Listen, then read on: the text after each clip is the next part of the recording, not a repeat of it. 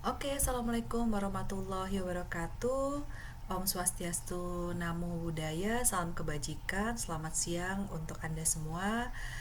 Senang sekali hari ini kita berjumpa kembali di mata kuliah Pancasila, di mana hari ini kita akan membahas materi modul kelima, yaitu Pancasila sebagai sistem filsafat dan dasar ilmu.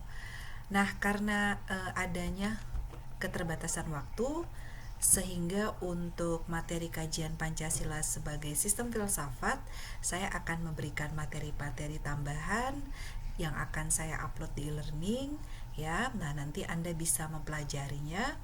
Nah, untuk materi kali ini saya akan lebih fokus kepada Pancasila sebagai dasar pengembangan ilmu ya. Pancasila sebagai dasar iptek.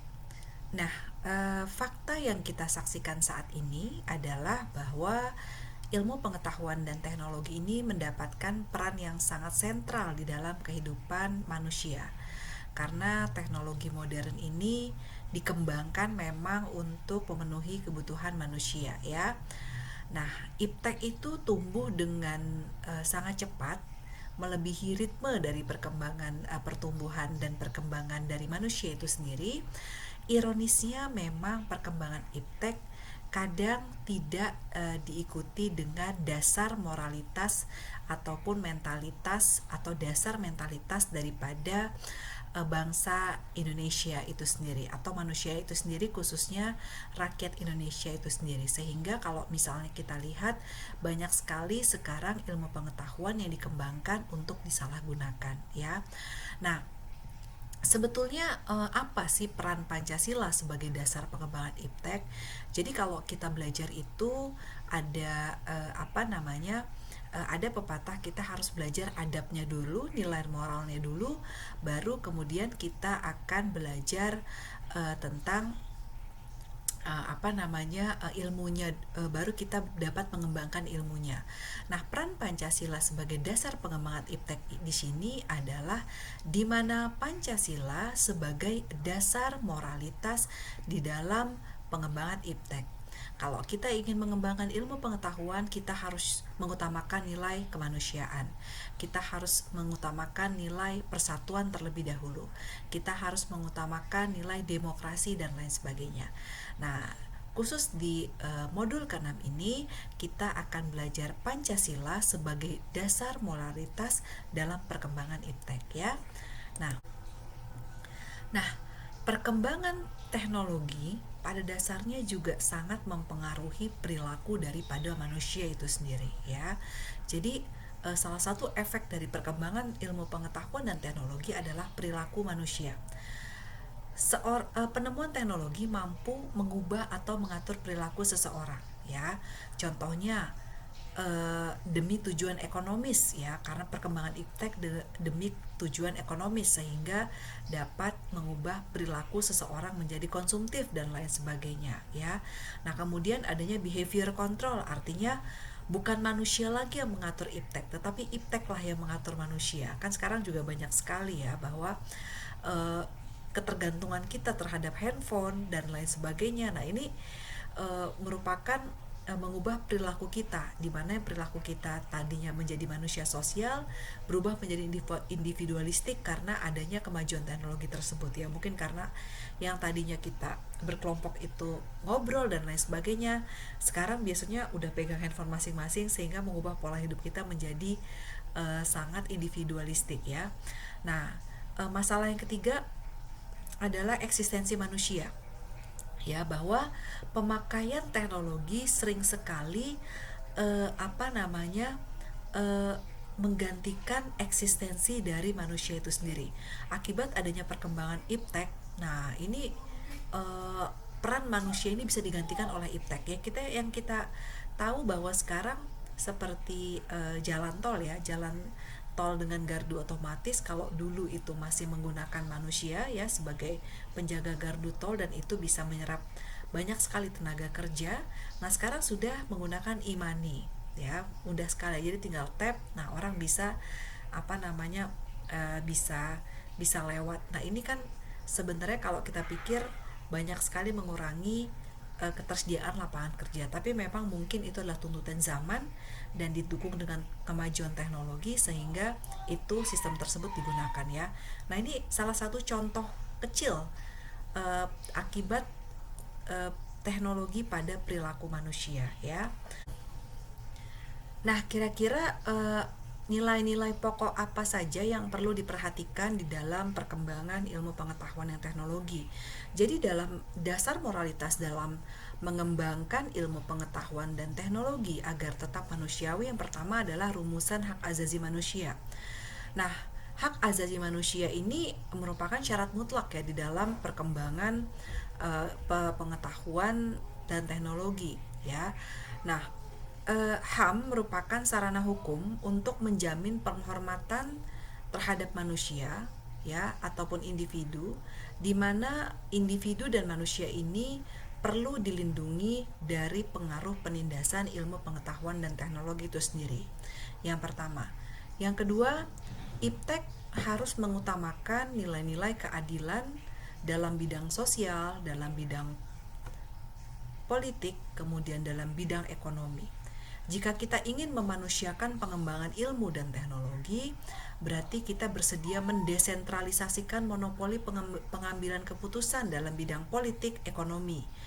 Pelaksanaan keadilan harus memberikan pada setiap individu kesempatan yang sama dalam menggunakan hak-haknya. Jadi pengembangan IPTEK itu harus ada keadilan di dalamnya ya, dimana setiap individu juga berhak untuk pengembangan IPTEK dan lain sebagainya. Nah, soal lingkungan hidup ya, tidak boleh ada IPTEK yang mengeksploitasi sumber-sumber daya alam ataupun manusia tanpa memperhatikan sebab akibatnya ya. Yang terakhir, nilai manusia sebagai pribadi ya. Nilai manusia sebagai pribadi pada dasarnya tidak boleh digantikan oleh mesin ya, karena sistem teknokrasi itu cenderung dehumanisasi, kira-kira seperti itu ya. Nah, kemudian IPTEK dan nilai-nilai Pancasila. Nah, kira-kira apa sih sebenarnya pengaruh nilai Pancasila di dalam perkembangan IPTEK? Tujuan dari IPTEK ialah untuk mewujudkan kesejahteraan dan peningkatan harkat dan martabat manusia. Maka IPTEK pada hakikatnya tidak bebas nilai, namun justru terikat pada nilai. Anda boleh mengembangkan IPTEK seluas-luasnya, tetapi pada dasarnya IPTEK itu terikat pada nilai-nilai. Nilai-nilai apa? Nilai ketuhanan, nilai kemanusiaan, nilai keadilan, dan lain sebagainya ya. Pancasila telah memberikan dasar-dasar nilai dalam pengembangan IPTEK. Nilai apa? Nilai dasar moral ketuhanan, nilai persatuan, nilai kemanusiaan, nilai keadilan, dan juga kemanusiaan yang beradab ya. Itu salah satu nilai-nilai Pancasila dalam rangka pengembangan IPTEK ya.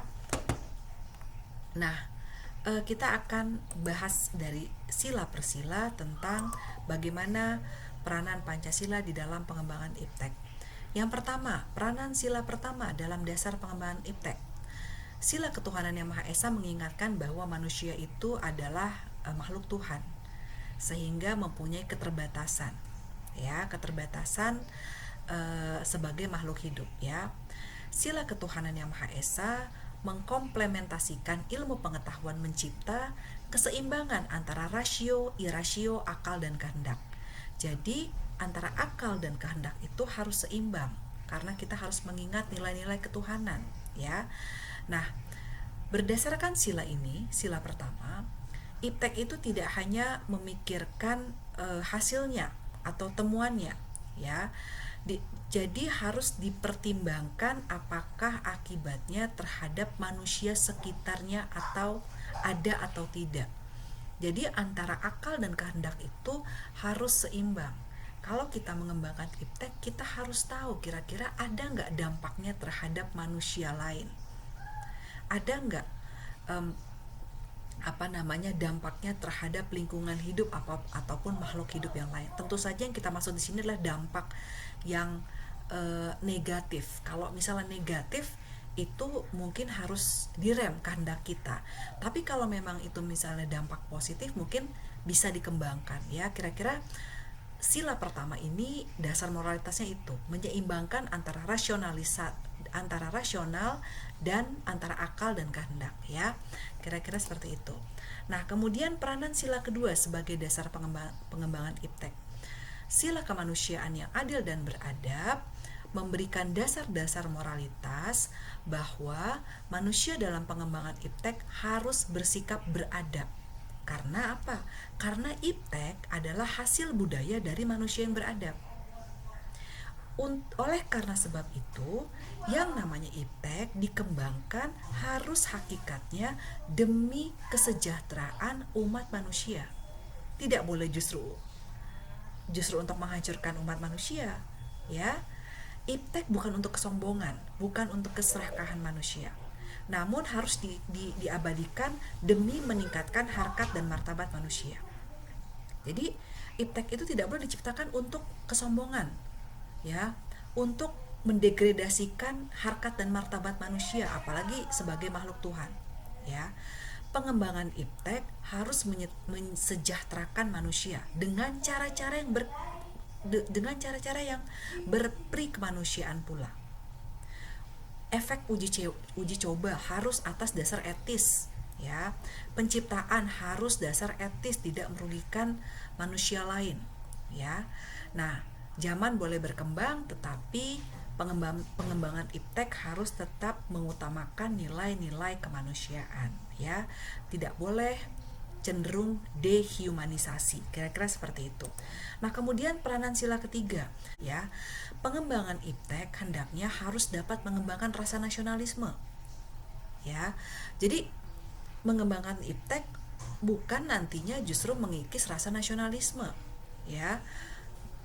Sila Persatuan Indonesia mengingatkan kita bahwa pengembangan iptek harus bertujuan untuk kepentingan seluruh bangsa dan negara.